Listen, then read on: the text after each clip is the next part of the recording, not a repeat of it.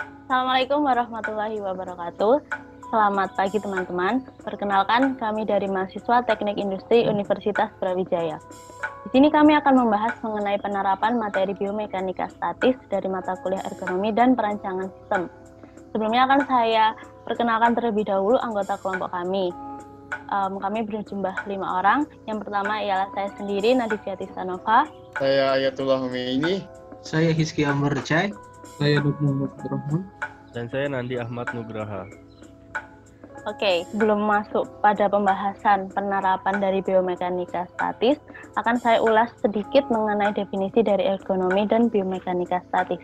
Jadi, ergonomi berasal dari bahasa Yunani, yaitu ergon atau kerja, dan nomos yang berarti norma atau hukum, atau yang berarti ilmu yang mempelajari tentang hukum-hukum kerja. Maka dapat juga diartikan sebagai aturan dalam melakukan suatu hal baik dalam bekerja maupun istirahat untuk menyesuaikan suatu pekerjaan dan fasilitas terhadap subjek atau orang yang mengerjakan agar lebih efisien, nyaman, dan aman. Selanjutnya ada biomekanika statis. Biomekanika statis sendiri ialah ilmu yang menganalisis pergerakan maupun gaya pada manusia saat beraktivitas dengan posisi diam atau bergerak pada garis lurus dengan kecepatan seragam untuk meningkatkan performansasi dan meminimalisasi kemungkinan cedera. Biomekanika adalah disiplin ilmu yang mengintegrasikan faktor-faktor yang mempengaruhi gerakan manusia yang diambil dari pengetahuan dasar seperti fisika, matematika, kimia, fisiologi, anatomi, dan konsep rekayasa untuk menganalisa gaya yang terjadi pada tubuh.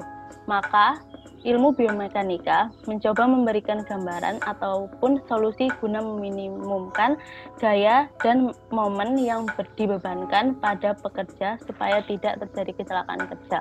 Biomekanika sendiri dibagi menjadi 2 bagian, yaitu biomekanika statis dan dinamis. Berikut adalah penerapan dari jurnal yang terkait. Judul yang kami ambil adalah Ergonomi dalam Pembelajaran Penunjang Profesionalisme Guru di Era Global. Di era global, persaingan semakin keras dan ketat yang disertai dengan munculnya permasalahan yang semakin kompleks. Hal yang sama juga terjadi pada proses pembelajaran, sehingga profesionalisme guru perlu ditingkatkan. Salah satu cara yang dapat ditempuh adalah melalui pemahaman terhadap prinsip-prinsip ergonomi dalam pembelajaran. Tujuan penulisan adalah yang pertama, mengkaji pemahaman terhadap prinsip-prinsip ergonomi dalam pembelajaran sangat diperlukan di dalam upaya meningkatkan profesionalisme guru. Yang kedua, mengkaji peranan prinsip ergonomi dan pembelajaran yang harus dipahami oleh seorang guru untuk meningkatkan profesionalisme. Yang ketiga, mengetahui kendala yang dihadapi dalam sosialisme prinsip-prinsip ergonomi dalam pembelajaran guna meningkatkan profesionalisme guru. Melalui telaah kajian pustaka yang ditelusuri, prinsip-prinsip ergonomi yang relevan diterapkan dalam pembelajaran. Hasil kajian menunjukkan bahwa para guru saat ini belum memahami prinsip-prinsip ergonomi. Akan tetapi, melalui tulisan ini diingatkan agar para guru diwajibkan menerapkan prinsip-prinsip ergonomi dalam pembelajaran agar siswa yang belajar tetap sehat, aman, nyaman, efektif, dan efisien energi. Saat ini tampaknya kaidah-kaidah ergonomi belum diterapkan dan dalam mendesain ruangan belajar yang sesuai untuk siswa atau pembelajar, baik di sekolah-sekolah maupun di lembaga pendidikan lainnya. Hal itu disinyalir diakibatkan oleh kurangnya pengetahuan guru terhadap prinsip-prinsip ergonomi, seperti penempatan papan tulis, pemakaian lampu penerang, pembuatan tulis, atau maupun penampilan tulisan pada layar proyektor. Lalu, kurangnya pengetahuan guru akan ergonomi itu yang sangat kurang. Hal ini menyebabkan kenyamanan siswa dalam belajar itu tidak nyaman dan mengganggu proses pembelajaran dalam suatu kelas. Beberapa laporan penelitian melaporkan bahwa penerapan ergonomi di ruang belajar meningkatkan hasil belajar. Dalam hal ini, Sutajaya pada tahun 2001 melaporkan bahwa penerapan ergonomi partisipatori yang salah satunya adalah mengubah kondisi statis menjadi dinamis pada proses pembelajaran anatomi fisiologi manusia dapat meningkatkan hasil belajar mahasiswa dari rata nilai 6,5 menjadi 7. Sucana, Sutajaya, Tunas, dan Suwardana pada tahun 2004 melaporkan juga bahwa hasil belajar mahasiswa meningkat dari rata nilai 58,71 pada siklus 1 menjadi 62,06 pada siklus 2, atau meningkat sebesar 5,70% setelah diterapkan pembelajaran yang mengacu pada aspek ergonomi. Pada penelitian ini, metode yang digunakan adalah kajian pustaka dari berbagai sumber. Kajian literatur ini lebih difokuskan pada upaya eksplorasi pengetahuan yang relevan dan efektif, serta efisien untuk diterapkan di sekolah maupun di tempat-tempat pembelajaran lainnya. Pada hasil dan pembahasan telah dibahas. Yang pertama adalah desain tempat duduk. Pada poin pertama, tinggi alas duduk dari lantai adalah 38 sampai 54 cm. Angka ini didapat dari ukuran telapak kaki sampai belakang lutut atau popliteal anak-anak sekolah. Pada poin kedua, alas duduk hendaknya miring agar tubuh tidak melorot ke depan pada saat duduk, yaitu sebesar 14 derajat sampai 24 derajat dari bidang horizontal atau dari lantai. Pada poin yang ketiga, ujung tepi depan alas duduk dibuat agak bulat dan ditinggikan setinggi 4 derajat sampai 6 derajat dari alas duduk. Pada poin keempat, alas duduk sebaiknya disesuaikan dengan ukuran pantat, yaitu 40 sampai 45 cm belintang dan 38 sampai 42 cm membujur. Pada poin kelima, sandaran pinggang dan punggung hendaknya agak miring ke belakang dengan sudut 105 derajat sampai 110 derajat terhadap alas duduk. Menurut Nalla, pada tahun 1994, bentuk sandaran pinggang dan punggung sebaiknya disesuaikan dengan lengkung vertebrae pada tubuh manusia. Sandaran tersebut akan menopang punggung dan pinggang dengan baik bila ukuran tingginya 48 sampai 50 cm dan lebarnya 32 sampai 36 cm. Berikut adalah video contoh penerapan sikap kerja yang ergonomis. Pada kasus terkini adalah sikap belajar yang ergonomis. Bisa dilihat, tinggi alas duduk dari lantai adalah setinggi lutut atau popliteal, dan kemiringan tempat duduk sebesar antara 14 derajat sampai 24 derajat. Ujung bagian tempat duduk dinaikkan pada bagian paha bawah. Penempatan papan tulis. Dalam hal ini, Grandjean pada tahun 1988 menganjurkan agar rotasi mata saat melihat suatu objek tidak lebih dari 5 derajat di atas horizontal plane dan 30 derajat di bawah horizontal plane. Dengan demikian, berarti penempatan papan tulis hendaknya memperhitungkan siswa yang duduk paling depan dan paling belakang, sehingga rotasi mata mereka tetap berada pada rentangan tersebut. Berikutnya, pencahayaan. Menurut Grandjean pada tahun 1988, untuk kegiatan belajar diperlukan intensitas penerangan sebesar 350-700 lux.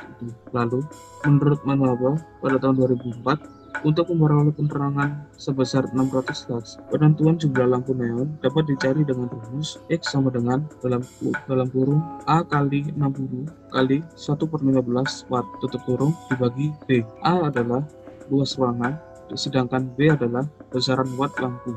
Tinggi huruf adalah jarak baca milimeter dibagi 200, sedangkan lebar huruf 2/3 dikali tinggi huruf. Tebal huruf sama dengan 1/6 kali tinggi huruf. Jarak antara dua huruf adalah 1/5 bagi tinggi huruf. Jarak antara dua kata adalah 2/3 kali tinggi huruf. Jarak antara dua baris kalimat adalah tinggi huruf dikali 1. Yang terakhir, memperhatikan warna latar tulisan. Berikut adalah warna huruf dengan efek jarak, efek suhu, serta efek fisiologis.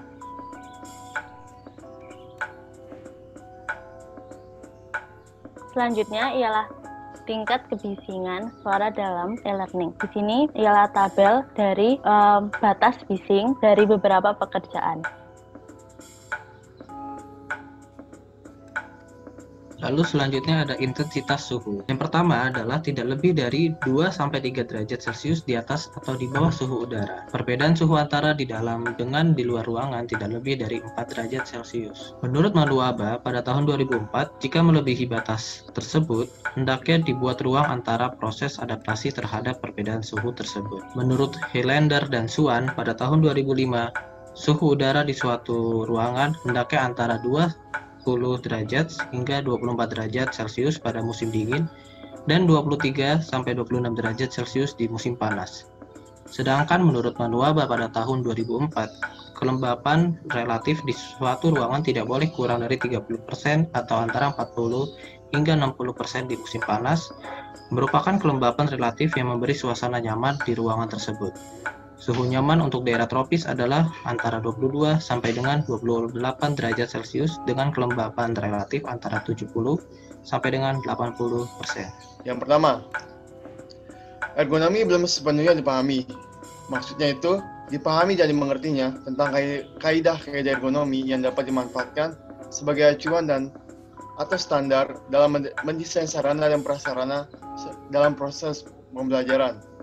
Yang kedua, tidak mengetahui akibat dari ketidakpedulian nilai ergonomis. Maksudnya diketahui itu akibat yang akan timbul jika sarana dan prasarana serta metode pembelajaran tidak sesuai dengan kaidah ergonomi, sehingga dalam proses pembelajaran tidak mempertimbangkan kemampuan, kebolehan, dan batasan fisik pengajar. Yang ketiga, pengajar yang tidak mementingkan nilai ergonomis. Ada pengajar yang dalam tanda kutip arogan dan menganggap apa yang diterapkannya sudah sesuai, proses pembelajaran sudah baik dan benar.